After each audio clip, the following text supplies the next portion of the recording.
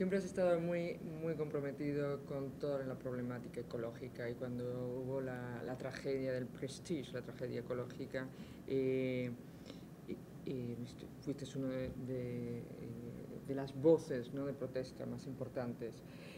¿Cómo cambió la tragedia que implicó, ¿no?, el Prestige, tu literatura?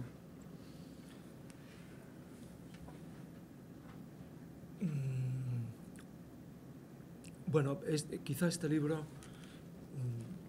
hubiera hecho otro libro si no fuera por esa vivencia y por otras, ¿no? Porque no fue un caso único, como sabes, ¿no? Digamos que eso fue el último asalto, ¿no? Porque en 25 años yo podría contar, tengo ya más de 25 años creo, pero podría contar de alguna forma mi vida y la vida de mi generación en un almanaque de catástrofes ecológicas, ¿no? Porque en un periodo de 25 años tuvimos 10 grandes catástrofes ecológicas, ¿no? Muy grandes, muy duras además. Por eso hablaba de asaltos, el Prestige ya fue el último asalto, digamos. Entonces o quedabas definitivamente tumbado sobre el ring y te marchabas para casa, no decías nada, o te levantabas, ¿no? Y lo que hicimos por suerte fue levantarnos, ¿no? Pero sí que para mí en cada libro es una experiencia también, pero yo entiendo la literatura, y sobre todo la literatura que a mí me interesa, como un entrelazamiento entre lo que podría ser la historia del cuerpo, y cuando digo historia del cuerpo hablo de la historia de la humanidad, ¿no?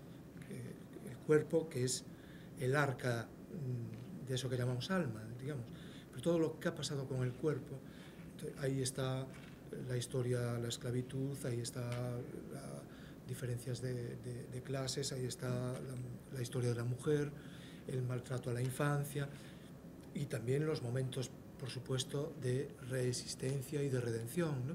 Pero es la historia le llamo historia del cuerpo. Está la historia de la tierra, está la tierra. Entonces, la historia de la tierra, como tierra, entiendo lo que es el cosmos, ¿no? Lo que sería el medio en el que vivimos. Están los 4 elementos, está la madre tierra, está todo. Y la historia del lenguaje, el lenguaje. Entonces, si hacemos una masa con el cuerpo, con la tierra y con el lenguaje y sus respectivas historias de heridas y de cicatrices, podemos hacer una masa como quien hace el pan, ¿no? La literatura nacería en el momento de la fermentación.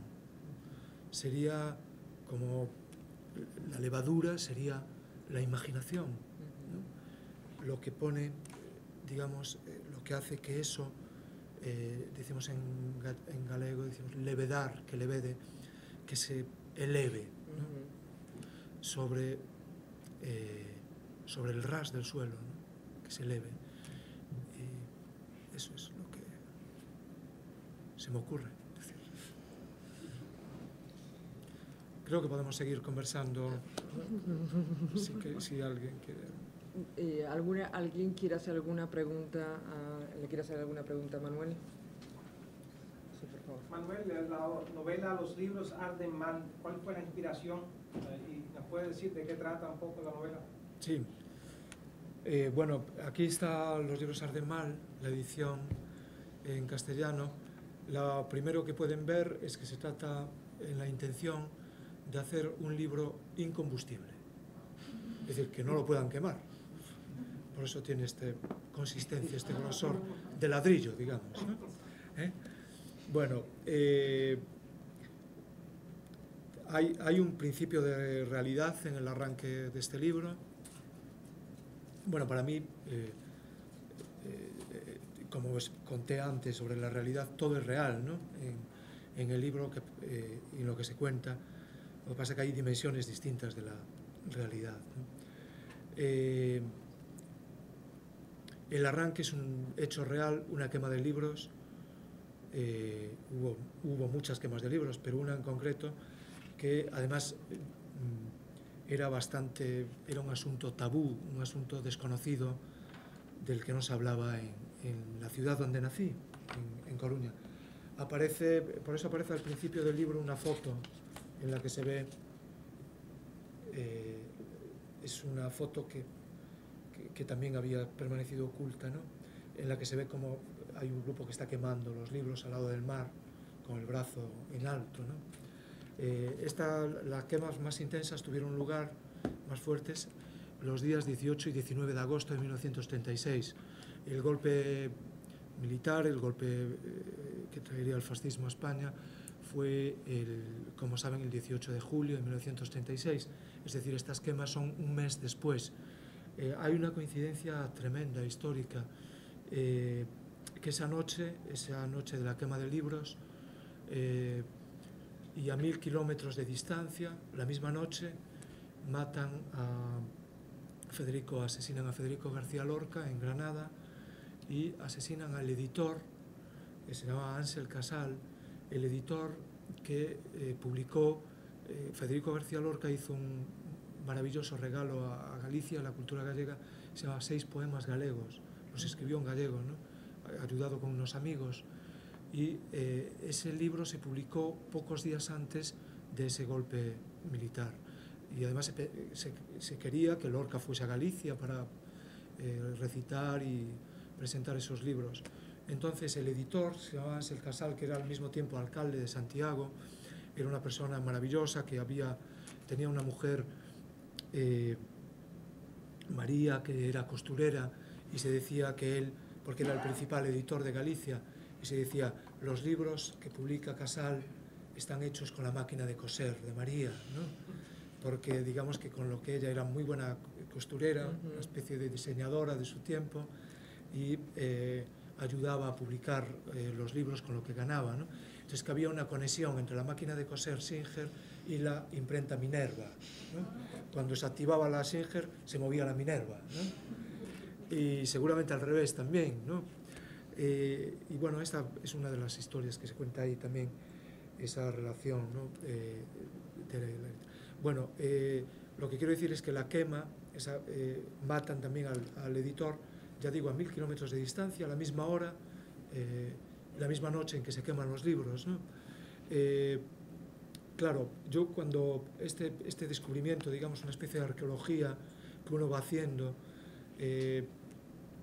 la literatura, yo creo que también la búsqueda literaria tiene un cierto paralelismo con la arqueología, hasta un punto, hasta un momento, ¿no? Vamos, en la memoria, digamos, vamos cavando capas, ¿no? Sedimentos distintos.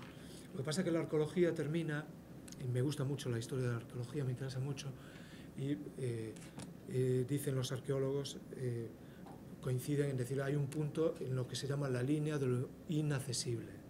Es decir, que ya no tiene sentido seguir cavando, ¿no? Aparecen los últimos restos, que suelen ser o ceniza o polvo de huesos, o lo que sea.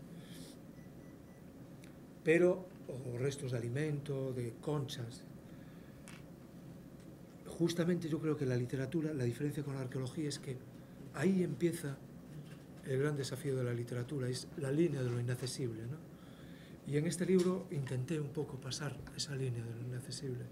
Es decir, cómo a través de las voces, están las voces de los verdugos, de los que querían quemar los libros y los quemaron, están las voces de los que querían salvar los libros, los salvaron, están las voces de los que pensaban que no tenía nada que ver con ellos, el humo de las hogueras, ¿no? Y para resumir algo que no puedo resumir, evidentemente, ¿no? Pero básicamente, como cuando hablaba del lugar de los antónimos, lo que quería decir es que la historia, lo que se cuenta ahí, es que la historia de la cultura es una historia dramática. En sus casi, digamos, se puede definir así casi toda la historia de la cultura. Una historia de persecuciones, de exilios, de quemas, de amputaciones. Vemos a Luís de Camões, el extraordinario poeta portugués, discutiendo con un inquisidor cómo puede hacer sus poemas de amor. Cada línea tenía que discutirla, tenía que arrancar cada palabra, ¿no? No hablemos ya de los escritores quemados o de los escritores, porque detrás del libro va el cuerpo humano, el libro es el cuerpo humano ya. El olor de las hogueras de los libros es el olor de la carne humana, ¿no? Y los que quemaban los libros, los que dirigían la quema, no era una chusma, una turba enloquecida que por casualidad asaltó las bibliotecas, que había una red en Coruña maravillosa de bibliotecas públicas, que el corazón de Coruña era la biblioteca germinal, ¿no? Era una ciudad que tendría que contar un poco, como muchas otras ciudades, ¿no? Era una ciudad que digamos, sus venas, por sus venas corrían los libros, ¿no? Y en cada barrio había, con nombres maravillosos, había una biblioteca, la Antorcha Galaica del Libre Pensamiento, el Resplandor en el Abismo, tenían nombres preciosos, ¿no? Esas bibliotecas. Todos fueron quemados los libros, confiscados, y otros hechos prisioneros, otros robados, y es la historia de los libros, lo que se cuenta ahí, de qué pasó con esos libros, incluso con los restos de los quemados, ¿no? Y dos tipos, y esas, fundamentalmente dos tipos de actitudes, ¿no? Quienes queman los libros, quienes dirigen las quemas de libros, son personas muy cultas. Esa es la paradoja más perturbadora con la que arranca este libro. Es algo que arranca de esa tremenda contradicción y de ese dolor, ¿no? Cuando uno se entera quién dirigía las quemas de libros, ¿no? Y quienes salvan los libros, quienes se queman las manos para salvarlos, quienes se jugaron el tipo, quienes fueron, por ejemplo, prácticamente todos los bibliotecarios fueron asesinados, ¿no? Aquí se cuenta la historia de uno de ellos, de una biblioteca, de un joven que se llamaba Da Fonte, que tenía 19 años, y que antes de ser asesinado consiguió enterrar la enciclopedia de El hombre y la tierra de Élisée Reclus, ¿no? Y